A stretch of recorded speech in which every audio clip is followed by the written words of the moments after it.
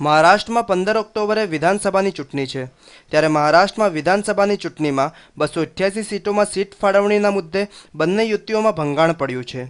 Bharatiya Janata party અને શિવસેનાનું ગઠબંધન 25 વર્ષ જૂનું હતું, જ્યારે કોંગ્રેસ અને નેશનાલિસ્ટ કોંગ્રેસ પાર્ટી છેલ્લા 15 વર્ષથી સાથે હતા, પણ આખરે સીટોની વહેંચણીના મુદ્દે તેમની વચ્ચે વિવાદ થતાં તેમનું ગઠબંધન તૂટી ગયું છે।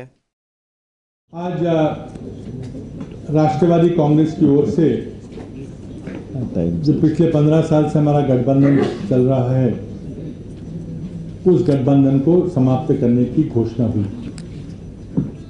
कुछ दिन से हमारी गठबंधन की आपसी चर्चा चल रही थी और जो 174 जगह लड़ने की जो लड़ने का जो सूत्र 2009 में तय हुआ था, उसको बदलने की कोशिश की गई। મહારાષ્ટ્ર વિધાનસભા ચૂંટણી માટે કોંગ્રેસે સાથી પક્ષ એનસીપી સાથે ચર્ચા કર્યા વગર જ્યારે 118 ઉમેદવારોનું લિસ્ટ જાહેર કરી દીધું હતું, ત્યારે જ લાગતું હતું કે કોંગ્રેસ અને એનસીપી વચ્ચેનો વિવાદ હવે ઉગ્ર બનવાનો છે। ઉલ્લેખનીય છે કે કોંગ્રેસ અને એનસીપી વચ્ચે સીટોની વહેંચણીનો ભારે વિવાદ હતો।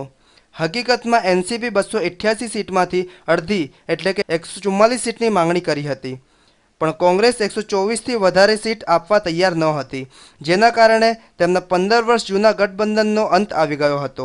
Bureau report, news online.